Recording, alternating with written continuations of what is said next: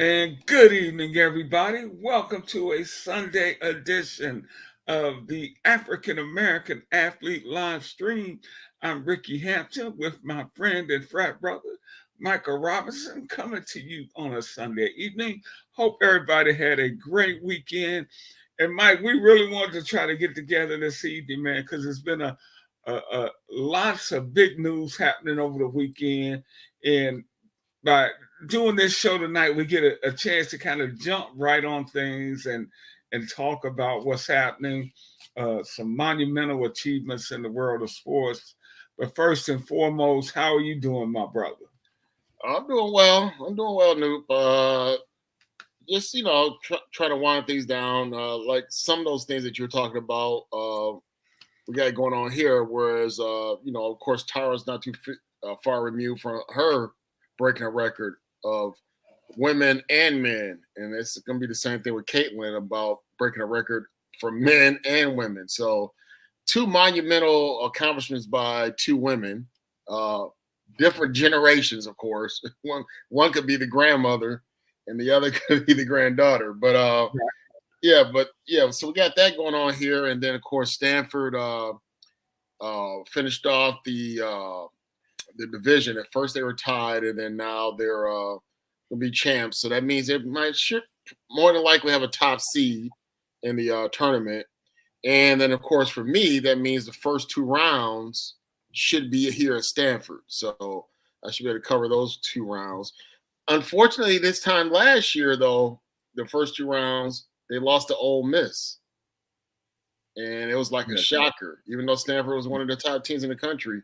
And then, of course, the other superpower, South Carolina, was knocked off by Caitlin in Iowa in Dallas. So this year's Final Four will be in Cleveland, and I'll be there. And I know you're not gonna miss that. yeah. And that's my old stomping ground too. Yeah, so that's gonna be interesting. But you got that, and then of course the NBA scenario, which we'll touch on, and so out here though, the Warriors until today were on a hot streak, especially on the road, which was like kind of a 180 from last year when they couldn't even win on the road. So they had a good streak going, but they got absolutely lambasted. And I think psychologically, this meant a lot to Boston because it seems like they were even saying it out here. One of our sports guys out here said that, the Warriors are the big brother to Boston, because of that whole thing with the finals, how they just psychologically beat them down. And even regular season game I covered, they lost to the Warriors. And I was like, what is going on, So I think this was one of those statement games for Boston where they said, you know what, just no in more, case. no more of this.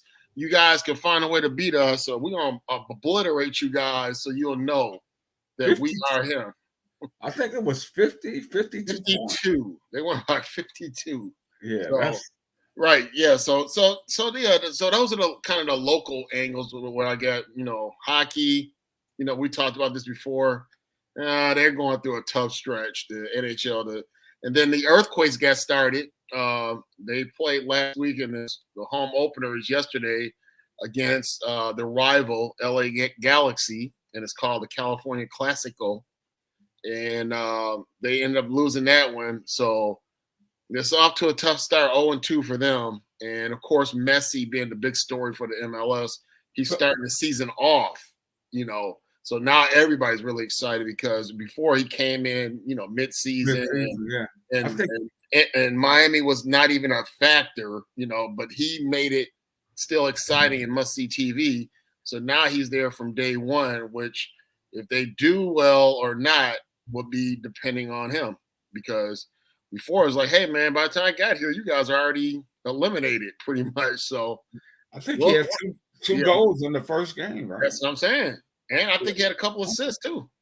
Hey, Mike, but I want to go back to college basketball because you've been covering the women's game for quite a few years now, and you have seen the game really kind of just take off. Oh yeah. And not only is growing in fan interest, it's growing in television ratings, and it seems to me in watching the skill level of these young ladies just seem to get better and better.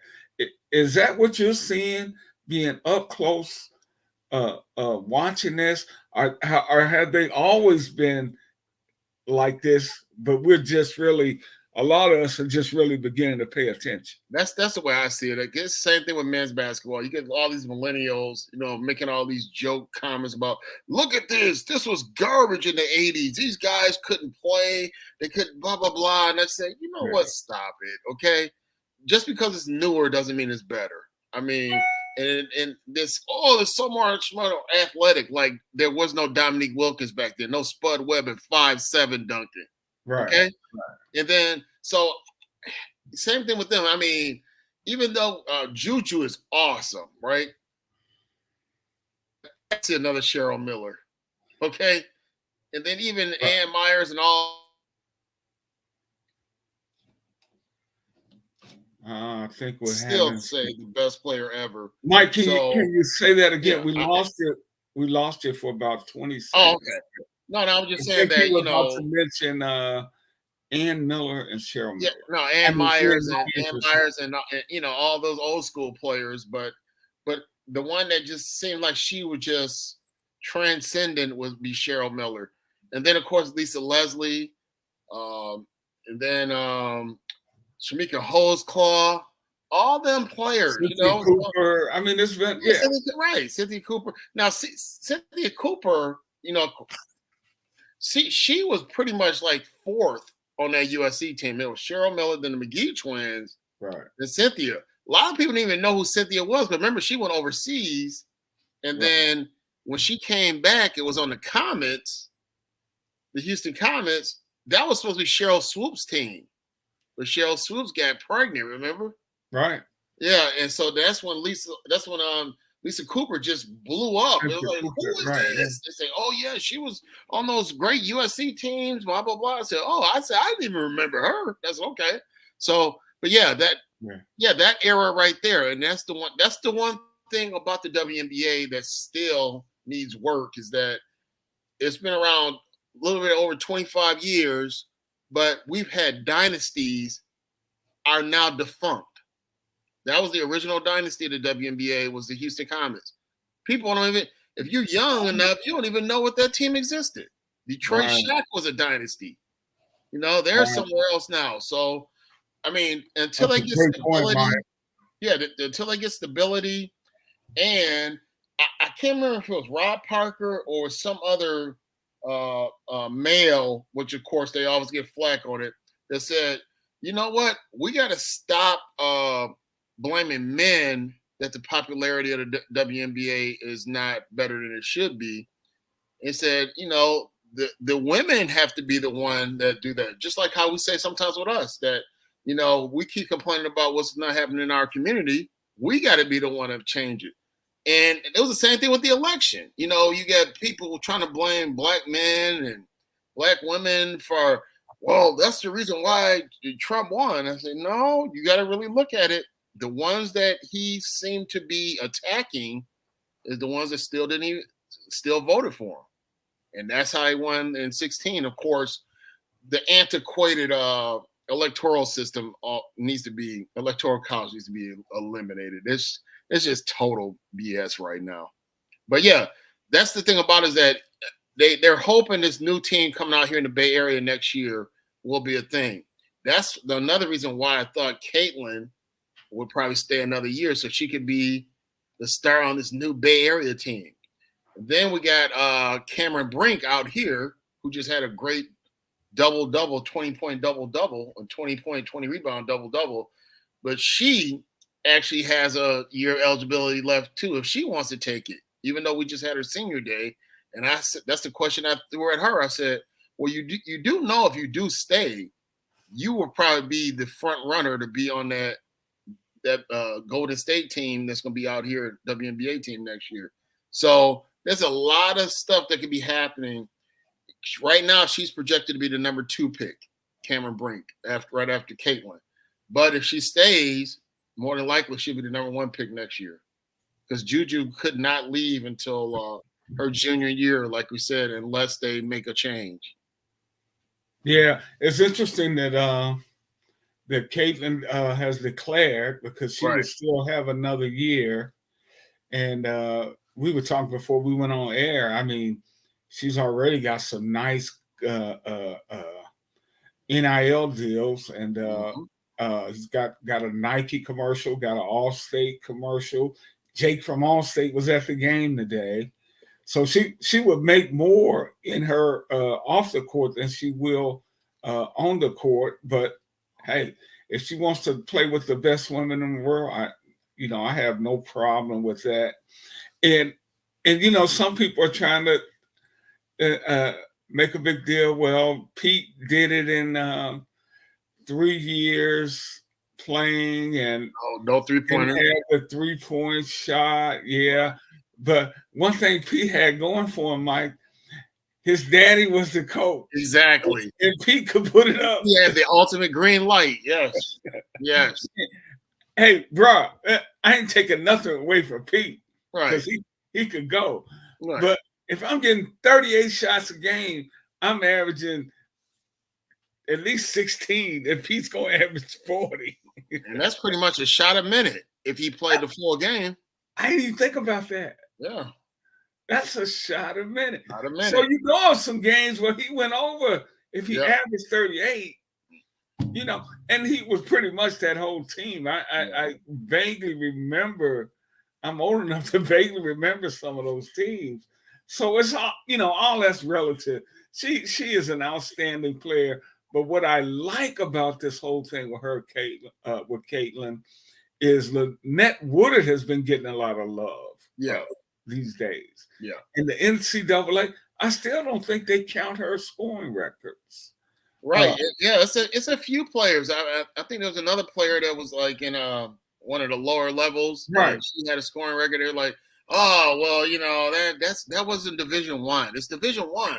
And then of course we know that Division I kind of goes back to maybe the early 70s. It's not an older scenario. Exactly. And Pat Summitt is going to always be the godmother of women's college basketball, especially at the D1 level, because she was the one that's fighting for it. And then, of course, and it's funny how Tara talks about how he's kind of envious of these players, not in a negative way, but the fact that they get to play at this level, because when she was a little girl, she couldn't play at that level. There was no women's college basketball, not even really high school. She said, they in my high school, I graduated in 1975. Yeah. The girls played 6-person basketball. Right. You had 3 on one end, 3 on the other end. If you play defense, you never shot the ball. Right. I'm like, I don't get to shoot. I got to bust my tail on defense for 32 minutes. I don't get no shots. I mean, how antiquated was that? Yeah. Well, and think about our probably most famous alum, at least athletic alum, Wilma Rudolph. Yeah. She was a hooping star down in Clarksville, and referee, and used to see her hoop, and then of course they said she was so fast they called her Skeeter. Yeah. Yeah. So that's the thing about it. But just that whole movie is crazy because I think Jason Bernard played Coach Temple, but the guy that played her boyfriend was Denzel Washington. Are you kidding me? Yes, Denzel Washington played her boyfriend in the movie, and then his wife Paulette played one of the other Tiger Bells. I gotta go back and watch that movie. And guess what? One of the coaches was Daddy Cox. Daddy Cox is one of my favorite professors, but that's the one that was like Oprah's godfather, basically, at school. Oprah loved Daddy Cox, and Daddy Cox told her, said, "Look, you got this opportunity to be on TV. You better take it," because she had trepidation about, because she was a sophomore when Channel 5 said, because Title IX and all that was going on, or whatever whatever it was for, just women to be working in the workforce. And they said, well, we need to find a black woman. So where else can we go in Nashville to find a black woman? Either Fisk or TSU, and they found her, and then wow, that's who she talked to, is Daddy Cox. But yeah, he's in that movie. He's like one of the assistant coaches in the movie. So I was watching it. It came out like in the 70s, but I was watching it 1977. Yeah, and I was watching, and I said, wait a minute, that's Daddy Cox. Because, I had a whole different perspective when I watched it after I went to TSU. Right. Now I'm seeing the sub building, the Student Union building. I'm like, oh, I was just tripping out on that movie. But yeah, Denzel played her boyfriend, Robert. Wow. And and then he met Paulette on that set, I guess. And Paulette played, I don't know if she played Wyoming Attias or one of the other Tiger Bells she played. And that shows you how much of that whole thing was just like, wow, look what that led to. But I'm glad you're going to be in Cleveland for the Final Four. It should be another great Final Four. Yeah. I mean, they have been very entertaining. It's been very entertaining basketball on the women's level. In fact, this, to me, has been more entertaining than the men's. Absolutely. In recent years. And we are 2 weeks from today, it'll be selection Sunday. And St. Patrick's Day. Yeah, so we're heading down the home stretch for that, and we'll see what's happening there. But Caitlin wasn't the only person making news over the weekend. This dude out in LA, I mean, just a remarkable story. Here it is right here. LeBron James, so fast it didn't even come on the screen. And you could almost miss it. That was him breaking the record with a spin move. And finishing his left. I mean, and with the left hand. Ambidextrous. Look at that. And I saw, I think he had a great tweet, X post, or it might have been Facebook I saw from you, talking about the ultimate triple-double. Right. 40,000 points, 11,000 plus rebounds, 11,000 plus assists. Well, let me throw the caveat in there. The assists, I rounded it up to 11. I think he had like 10,800. So just like how when you have a decimal point, you round it up. Right. I mean, yeah, basically it's 40, 11, 11.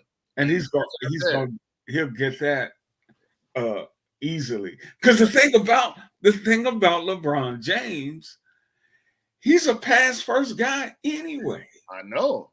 I mean, he's got 40,000 points, and he's a pass first guy. He will tell you, I can score, but I like getting my other guys scoring. I get more enjoyment out of that. So think about if he really went out there and looked to put his imprint on the game just from a scoring aspect. Let me tell you what the most evident of why he has to be considered, if not the greatest player ever, whatever. I mean, just it depends on your criteria, because that's what some of these criteria that people have is ridiculous. But think about when you lead the whole entire finals in every statistical category. Yeah. Do you know how awesome that is? Yeah. That means points, rebounds, assists, steals, block shots. And this guy is 6'8", some people say 6'9", doing this, out rebounding big men, out block shotting big men, out stealing guards. I mean, think about Mike. I'm sure he's probably led the league in scoring. Yeah, one time. Okay, if he wanted to lead the league in scoring, exactly. He's led the league in assists. If he wanted to lead the league in rebounding, there's no doubt about. Maybe not at this part of his career, right? But for most of his career, if he wanted to go get 14, 15 rebounds a game, he would. But that's the beauty of this guy's game.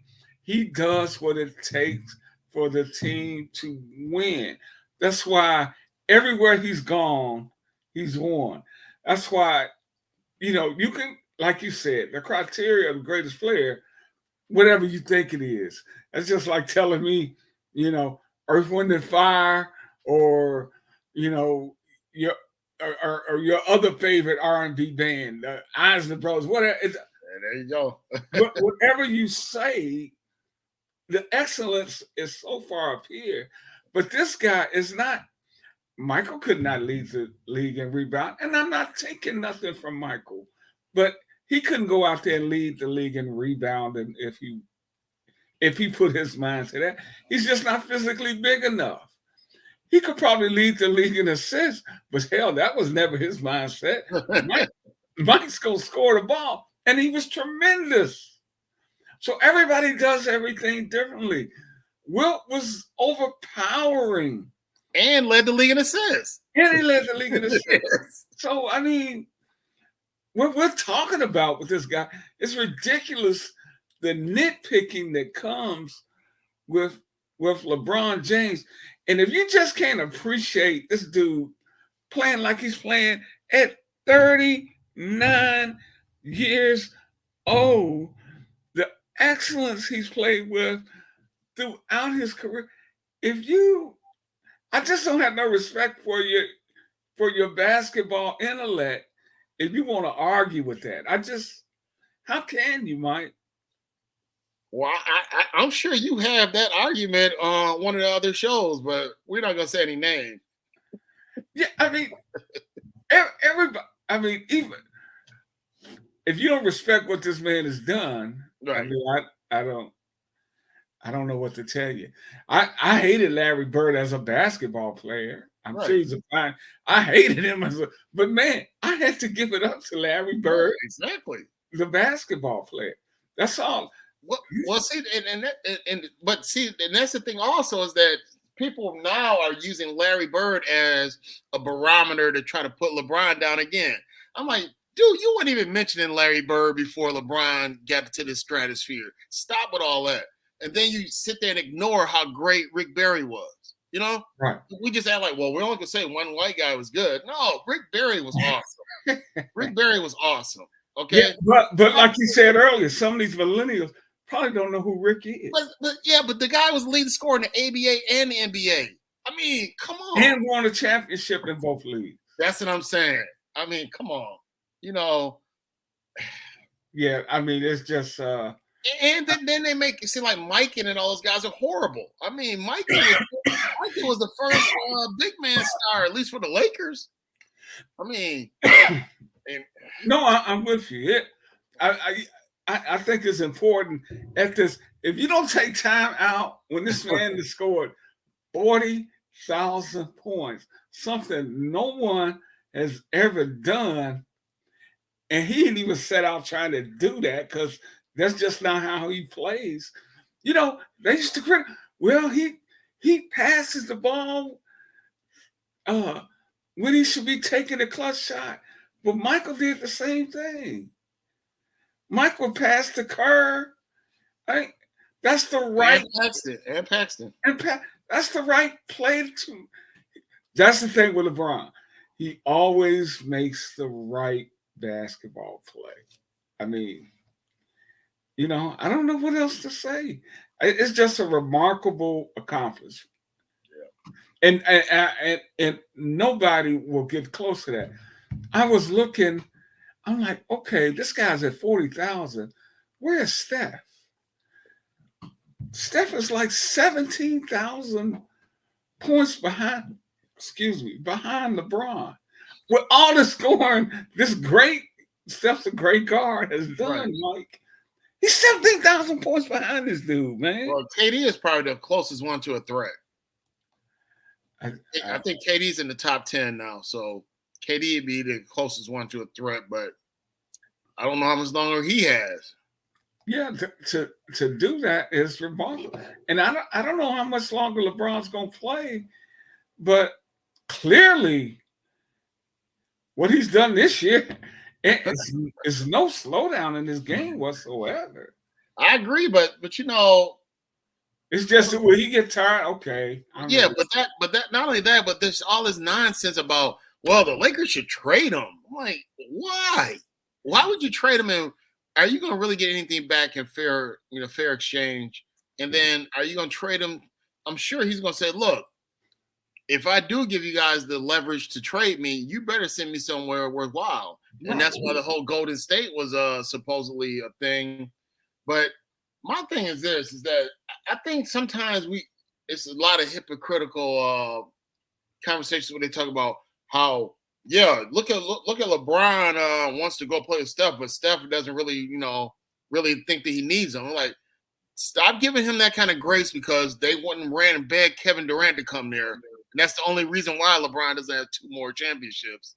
But so let's stop with that nonsense. And then, the same thing happened when LeBron was a free agent and they was talking about, hey, Derrick Rose, what if LeBron comes to Chicago?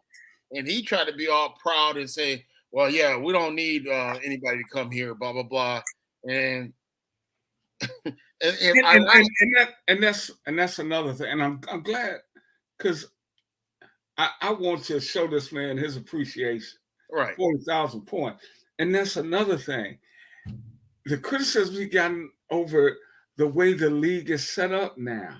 Yeah. I assure you, if these rules existed 25 years ago, 30, people would have done the same thing. Are you kidding me? But you know what, though? I think it's hogwash because you look at that Elgin Baylor, Will Chamberlain, and Jerry West on the same team. Come on. Right. Yeah. Right now we'd be saying, oh my goodness, that is so unfair. And then this is the one that kills me is how, even though, I want to see the Lakers do well now because LeBron's there. But remember when that Chris Paul thing didn't go down, right? And they said, oh, the league is just cheating the Lakers. I'm like, you guys forget that you guys got a trade that they wouldn't even let you do on PlayStation, even if whatever you're trying to do, any of those NBA 2K games, if you try to say, all right, I'm going to put Paul Gasol on the Lakers, and all I got to do is give up Kwame Brown. They wouldn't even let you do it. They said, nope, this trade can't happen. But it actually happened. And they went to 3 straight finals right after that. That's what people keep acting like, oh, yeah, you know what? Kobe's going to win anyway. So, yeah, that didn't mean anything that they got Paul Gasol, blah, blah, blah. I'm like, you guys are not being honest. Because at the time, Chris Paul at New Orleans, Chris Paul and David West were the top seed in the Western Conference. After Paul Gasol went there, the Lakers went from the middle of the pack, and they caught and surpassed them at the end of the season. So now all of a sudden, the writer said, hey, guess what? Kobe doesn't have an MVP, and this time we can justify him getting an MVP because they have the best record in the Western Conference. And that's when he got his career achievement MVP. But you think about it, he wouldn't have gotten it if Paul Gasol didn't come over there because they would have still been in the middle of the pack. You still would have said, oh, man, he should have got the MVP over Steve Nash. Like, what was that record? Well, it doesn't matter that record. I said, come on. This is what the criteria has been, that you got to have a team that's viable unless you do something extraordinary like they did with Russell Westbrook when their team was like 6th. But hey, they triple doubles. You better have some help. It took Michael how many years to get his first championship? 7. Yeah. When they built a team around him, and Mike was always the best player stepping on the floor. But you know what? More than a team around him, when Phil took over, because remember they were good with the guard from Philadelphia. Yeah. Doug Collins, with Doug Collins, but they just couldn't get over the hump. When Phil got there, they finally got over the hump. Same thing with the Lakers. Yeah. Daryl Harris and all those guys, they couldn't do anything with Shaq and Kobe. But so Phil is the key for those 2 dynasties, the Bulls and the Lakers. And even the second go round when Kobe won those extra 2, Phil Jackson was the coach. Yeah. But for some reason, Phil loves to diss LeBron, Well, hey, you can't make everybody happy, man. That's what I'm saying. I don't get it. I don't get that. And even Riley was kind of being a jerk towards LeBron, didn't want him to have his crew around and all that stuff, and still try to say, yeah, I don't care if we do have LeBron here and he's the best player. It's still Wade County. That's the reason why, for me, they lost that first championship. They kept trying to make it Wade County instead of letting LeBron, cook, as we say. And we'll be talking about that guy too, that they didn't let cook in Mile High City.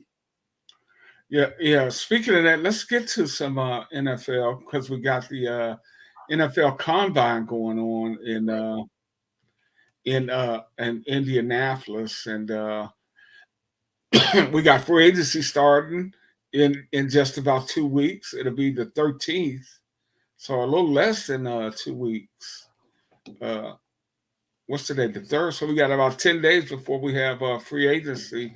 And we may as well start with Russell Westbrook, Mike. Russell Wilson, who looks like he's going to be leaving Denver. And I'm glad he's leaving. Good riddance to Denver. Not that I'm a huge Russell guy, but I thought it was just how they wanted to put all that stuff on Russell going on out there was pretty weak. And, the coach jumping all over him like he's some rookie, undrafted guy instead of a Super Bowl champion with just as many Super Bowls as you, Sean Payton. So he's going to be highly coveted, Mike. And if he gets in the right situation, man, I still think he can play. Yeah. I mean, see, that's the thing about it is that people make it seem like he just fell off a cliff or like he was bad in Seattle and then he was justifiably bad in Denver. But remember, that whole coaching scenario the last year was bad. And then this whole Sean Payton thing. And I think that he and Shanahan have to be the two most overrated coaches in the league right now. I mean, Shanahan, they make it seem like he has multiple championships like Belichick. Now, we're dissing Belichick now. Not we, but they're dissing Belichick now. And this guy has 6 rings, or 8 if you include the Giants. And they make it seem like, well, he doesn't know how to coach. It was Tom Brady. Hey, Tom Brady. Yeah, Tom Brady just was in disguise as a 6th-round player. And, he looked all flumpy in the combine and all that. But, yeah, he was destined to be the starter he was. Belichick had nothing to do with it. Yeah, so what? Drew Bledsoe got hurt, and that's the only reason he took over. So what? The Tuck rule helped him, too. It was just Belichick had nothing to do with it. So what? Vinatieri made some big kids. It had nothing to do with it. So that's what I'm saying about how we like certain coaches, and we give them grace, and then others, for some reason, we say, well, you know what? Maybe they really weren't that good. I mean, you can say the same thing about Walsh. You can say, well, was Walsh good? Was it all Montana? You know what Russell's number were this year? He was 26 touchdowns, only 8 interceptions. Right. He had 104 quarterback rating. And this I bet you that Sean Payton didn't like him, and then they gave him the power. They said, you know what? We're going to give you all this money. Do what you can do. If you don't like him, we'll find a way to get rid of him. Yeah, what year did they win the Super Bowl, Mike? You know offhand? Denver? Yeah. It was the one out here, Super Bowl 50. So that was 2016. 16. The year he won the Super Bowl, he threw 21 touchdowns, 11 interceptions, quarterback rating. Oh, you talking about Denver? You winning or no? Sean. Russell. Russell. Oh, that was Super Bowl. Let me see. It might have been Super Bowl 48. Maybe. I'm looking it up. Yeah. I can't remember exactly. I remember I wrote it in the article too. But yeah. Seahawks. Because remember they went back to back. He would have been the first black quarterback to go back to back. So let me see. They lost to the Patriots on that horrible play. It had to be 12 or 13. Super Bowl 12 or 13, somewhere around there. Super Bowl, let's see. I can't find it. Okay, 15. 15. And 15, his numbers were a little better. 34, he had 34 touchdowns, 8 interceptions, 119. So his touchdown passes were a little more in 2015, but nonetheless, 26-8 is highly respectable, and I'm sure that's in the top half of the quarterback stats of the NFL for this year. So, somebody's gonna get a good quarterback from him when he signs, and I'm interested to see, and you're an old Chicagoland guy, what the Bears are going to do with Justin Fields, who Mike, I think he's still kind of raw, and yeah, he's been around 3 years, and he's been up and down, but the skills are there. Right, and he's also had different coordinators, different coaches, and all that kind of stuff. So we don't know how good he really is. Sometimes you just in a bad situation. Right. So what are they going to do? Give him a fresh start and try to get some picks for him and go get Caleb Williams?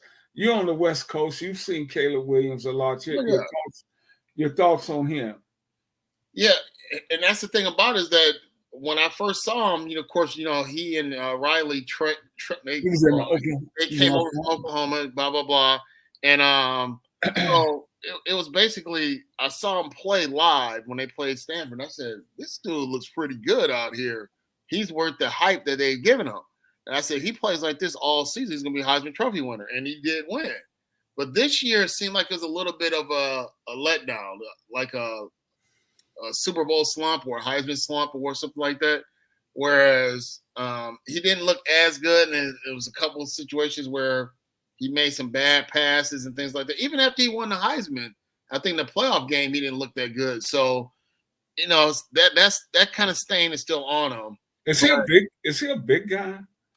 Not really. He might be mid-sized for a quarterback. He might be over 6 feet, maybe. He's bigger than the kid from Alabama that's in New Orleans, that's in Carolina, Bryce. Yeah.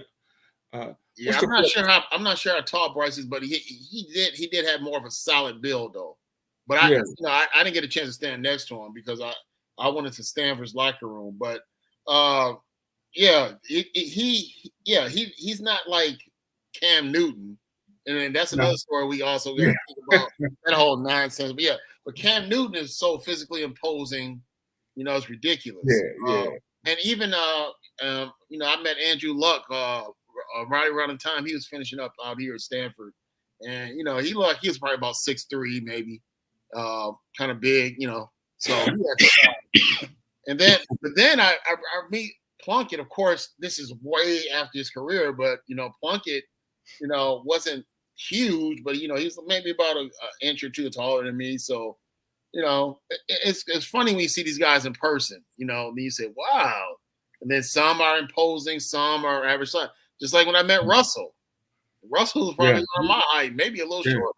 Yeah. And but he had nice hands, and that's why he's able to grip the ball and throw it, and at that diminutive size, as you would say, for a quarterback. So Caleb, like I said, there are some people that don't think that he's going to be the savior as people think, or he might be in the same scenario as the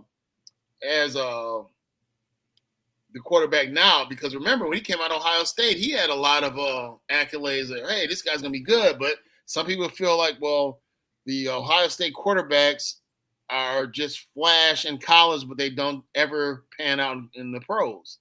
So that's how Duke was.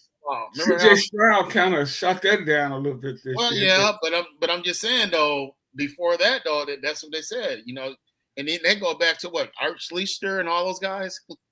So yeah, I mean, if you get that reputation, then it does take that. Just like I said with Duke basketball, all those players, they said, man, they've had all these great players, but they seem to be overrated because they never make it in the pros. And then I think. They tried to say Grant Hill, but remember they kept saying about Grant Hill his whole career. Oh, only if he didn't get hurt. Only if he didn't get hurt.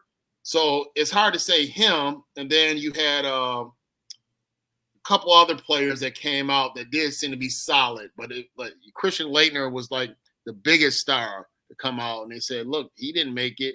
Even Johnny was a huge star. He was an All-American Player of the Year, but his career was so. So that's the thing about it, that that's how they're labeling Ohio State quarterbacks there. Yeah, they're good college quarterbacks, but they don't make good pros. Well, that's going to be interesting. The guy and we're watching some of these guys work out. It's J.J. McCarthy, and this is courtesy of the NFL network here. This is J.J. McCarthy working out in Indianapolis. A guy I like, Mike, is Michael Penix. Oh, yeah. That's another guy I saw out here. Yeah. So he's another one that, and when the season started off, it looked like he was going to surpass Caleb. Like we're going to have back-to-back Heisman Trophy winners out of the Pac-12, right? But then he kind of like fell back a little bit, and then all of a sudden now people started going after his past injuries, saying that the reason why he won't be the top pick. Yeah. I think he had an ACL or he had quite a few injuries, but and then when he played here, his game was okay. He didn't have that great of a game against Stanford, so but I was saying maybe I'm gonna see back-to-back Heisman Trophy winners. But yeah, then he kind of subsided throughout the year, and I didn't realize the guy at LSU was gonna end up winning. I thought they were gonna try to give it to Nix. Now another guy in the conference. So I had 3 guys in this conference that they thought was going to be a Heisman Trophy winner. 3 quarterbacks: Bo Nix, Caleb, and then Penix. Hey, what's speaking of the Pac-12? What's the vibe out there with the conference breaking up? A lot of disappointment. We ask Tyra every time because Tyra has always tried to champion West Coast basketball, and then of course West Coast women's basketball. So I always ask her about, how disappointing this is going to be now. You're essentially playing on the East Coast now. But see, the thing about it is she's from back east, I think from upstate New York. Now Stanford, are they going to the Big Ten? Where are they going? Oh, Stanford's going to the ACC. Wow. Stanford and Cal. So they keep that partnership. So the way the Pac-12 works is they travel in partners. They travel in twos. So the Arizona schools travel together. The LA schools travel together. The Bay Area schools travel together. But then the last 2 partnerships was Colorado and Utah, and they travel together. Okay. So, and that's how. So, like, let's say USC comes up here. You see USC and UCLA come up here. One will play Stanford while the other one's over at Cal, and then they'll flip it over, and then that's kind of how it goes. But every once in a while, because it was 12 teams, you kind of like have a situation where one of the teams doesn't come up to Northern California, but you go down to Southern California because it became a lopsided schedule because of 12 teams. Gotcha. So now it's only 2 teams left, and there's no way they'll have a Pac-2. But it's Oregon State and Washington State really don't have a home yet. So I don't know what's independent. Yeah, but to go independent, you got to have a huge brand like Notre Dame. You can't get away with Washington State and Oregon State. Yes, yeah. No. Do they have a football schedule for next year? They have the teams that they'll play, but they don't have the specific dates and the times. So, but I don't know.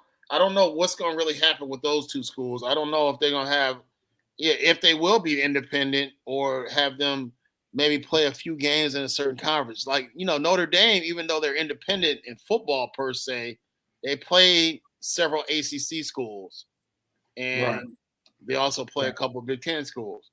But in basketball, they're more involved. Yeah, they're more involved than the ACC.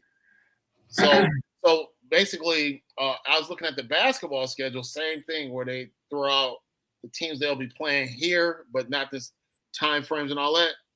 So I think Notre Dame might be coming out here, and that, of course, they have the sister coach in Niall Ivy, and her son plays for the Pistons. Right, Jaden. Yeah, Jaden, yeah. And then so it'd be interesting to see her coaching. And we already had what's her name come out here, Carol Lawson with Duke. So Duke played last year. It was a non-conference game. So that's when I said to Tara, I said, well, the next time you guys play Duke is going to be a conference game. And she said, yeah, but we're going to just try to do the best we can to end this Pac-12. So they will be the last Pac-12 champions. Are you going to will you do the tournament finals? Because you'll have a couple of home games. The conference tournament? Yeah. Oh, no. Yeah. If I go to the Final Four, there's no way I could swing the whole Vegas thing because that's like 3 or 4 days. Or if you're down there for the whole tournament, yeah, that's a lot. Especially, after they've had the Super Bowl down there, I'm sure the prices are still high. Yeah. Okay. Hey, man. We just got a couple more minutes here, Mike. Any issues you want to hit to before we get out of here? Yeah, well, of course, like I said, the Russell thing has me upset because it's a couple of scenarios that happened during that preseason game. So I asked Russell about what is his relationship like with Sean Payton, and he was all positive and all, flowers and bouquets and everything. And then you see how the year turned out. I said, wow, what was you misguided, or we were all misled on this whole situation? And then I also asked him about Trey Lance. And then lo and behold, a week later, he's released. No, I'm sorry, he's traded to Dallas and basically faded into oblivion. Or like Mike Tyson said, he just re-signed for Dallas. Dallas just re-signed him. Yeah, but will we ever see him play though? That's the key. I mean, maybe preseason. So then, so that right there kind of like struck me as, man, just think about how long this whole season, the preseason, everything seemed positive and all this, and then by the time we got to the end of the thing, Trey Lance had just basically got obliterated, and so did Russell Wilson. So that right there I find bizarre, and I may even write about that. But you know what? I think Russell, man, just like when Peyton was going, he just took the high road. He took the high road because of even after that happened, there were a lot of people that were pissed at him saying, "Bro, you got the standing to stand up to this guy." Right. But Russell's like, whatever. No, well, I think Russell also knew that there were stipulations that if he did something, they could suspend him, and then that whole contract would be voided and all that kind of stuff. So I think Russell is more shrewd than people think. Yeah, that's a very good point. And all that stuff, and because they went to him and said, "Hey, if you don't, you need to take a pay cut." Russell's like, "No, I'm not taking a pay cut. I don't blame him. Are we gonna cut you? All right, well, you're gonna cut me." But do what you got to do there. As long as the check clears. No, I think that's a very good point, Mike. He is maybe a little shrewder than we think. Oh, we got some breaking news out of the NBA. Jalen Brunson went down with a knee injury tonight, non-contact, and that is always scary when there's no contact. And the Knicks, are having a great season for the Knicks. They're 35-25. They've got the 4th seed, tied with the 4th seed with Philly, but they got the tiebreaker over Philly. But if they lose him, I don't think anybody's a danger to Boston in the East, to be honest with you, Mike. But that shows you, a couple of guys get hurt. His knees just everything changes. I think even though Boston killed Golden State today, Porzingis didn't play. You are injury or two from having everything wrecked. And then when you look at the West, I look at Oklahoma City and Minnesota, and oh man, they're having great years. But I look at the Lakers and even Golden State, and I'm like, I know they're thinking neither one of those teams would scare them. Right. I just don't think LeBron is scared to go play Oklahoma City in a playoff game. Are you kidding me? Well, just what you just said. Look how good Sacramento looked last year. They were OKC them last year, right? Right. What's his name gets the little break on his finger? Their left-handed guard. Why's his name escaping me now? But remember, he got compromised, and that's when that series seemed to change. It's like, wait a minute, yeah. Why am I forgetting his name? But that did change it. So when I was up there at Game 5, they thought for sure they were gonna win at home, and then Golden State got them there, and that's when the situation where Draymond had 20 plus points, which is kind of an anomaly. And then Looney was absolutely killing their big man. He had 20 plus rebounds. So I think that's when that series changed. And then I think Golden State said, you know what? Even though these guys look good, we could get them. But then they did come back and beat them in San Francisco. But Game 7 back up there, you're supposed to hold home court, and they didn't. Yeah, I mean, I think Boston is solid. In the East, of course, anything can happen. Milwaukee's always a threat because they got Giannis, but I think the West is wide open.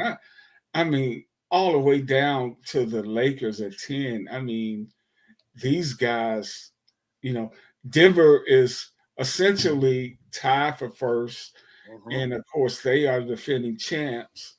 And you got the Clippers, but the Lakers seem to handle the Clippers every time they catch them. New Orleans, I don't trust New Orleans. I don't trust Phoenix. I don't trust Sacramento. I don't trust Dallas. Golden State, they got a track record, but I don't think in a playoff series, Mike, they're going to be big enough. And the Lakers have LeBron James. I mean, shoot. And sometimes Anthony Davis. Yeah, and AD is. I think both those guys got another gear. I know LeBron does once the playoffs starts. So that is going to be interesting. But Mike, I got to get out of here, man. Well, let me just throw this in there. Yes, sir. We got to acknowledge our colleague, Rob Parker, because not only is he, doing his thing on Fox with radio and all that, but remember he's also, I'm not sure if it's adjunct or not, but he's a professor or he's a teacher where he's has a baseball writing class, which is really cool. But then he's also BJ Armstrong, I think, and a few other athletes putting together a black radio station, sports radio station. I guess it also talks hip hop in Detroit. And I said, kudos to you, because I think sometimes it's just so ridiculous. Like when Detroit had that station, that sports station back in the day, I think in the 90s it got started. And I remember sending resumes there and all that. And they were saying, well, we only kind of want to have local people, even though you're from the state over. You're from Wisconsin, blah, blah, blah. But I looked at the roster. I said, okay, isn't Detroit like 80% black? What's going on here? And then I'm seeing guys that you hired from like Vegas and from Arizona. I'm like, really? And you gonna tell me that you only gonna get local people? I'm more local than those guys. I live right across the lake. So and Detroit radio is mostly white right now. That's what I'm saying. In a city that one guy on the air that's right. And that's what I told Rob, and he gave me a thumbs up, because back then I think it was Rob, and then Sharp and some of those guys would be on the air. Terry Foster had a show at one time. But basically, I remember looking at that station. I said, man, because the score was a new thing in Chicago, and it was the same thing there. I'm like, come on, man, you guys got. They got one guy. You got these major cities, and at the time, because I moved from Wisconsin, I was in Erie, Pennsylvania. So I'm at a station. These are the early days of talk radio. I'm at a conservative news talk station. So I was the only one at that station. Right. And I was able to host a show, but it was funny. I think one time I had a hostile caller call in using all kind of racial epithets. Didn't even realize I was a black guy. Just saying, yeah, I don't understand these white people. I said, really? I said, all right, tell me how you feel. I was just sitting there going like, I cannot believe this. So yeah, you get all kind, bro. Right, but at that time, I remember saying that, you know what, I would love to work in Detroit. I would love to work in Chicago. You know, especially Chicago. That's back home. But yeah, those stations would like, you know, would show no diversity. And I remember one time people got on Mad Dog about that. You know, Mad Dog had his radio stuff going on in New York. Now he's on ESPN. But he said, well, I'm just not seeing any candidates. I'm not seeing any black candidates. You know, I don't see any resumes in front of me. Yeah, I know. That's what I'm saying. It's garbage. That is so easy. Yeah, so once again, kudos Rob Parker. Yeah, absolutely. Whoever else is involved in this. And we'll have more. I will definitely listen to that station. I will definitely. And RIP to Chris Mortensen. Chris Mortensen, long time sports writer in Pittsburgh for years, and then he joined ESPN and was one of the first, you know, so-called inside guys that had the news of the years. Chris passed away today. He had been fighting some health issues over the last few years, 72 years old. So rest in peace to Chris Mortensen. But we got to get out of here, Mike. I want to thank you, brother. I want to thank everybody for tuning in. We'll be back next week. Until then, stay kind, everybody. Peace. Take care, Mike. All right, you too. Yo. Yo.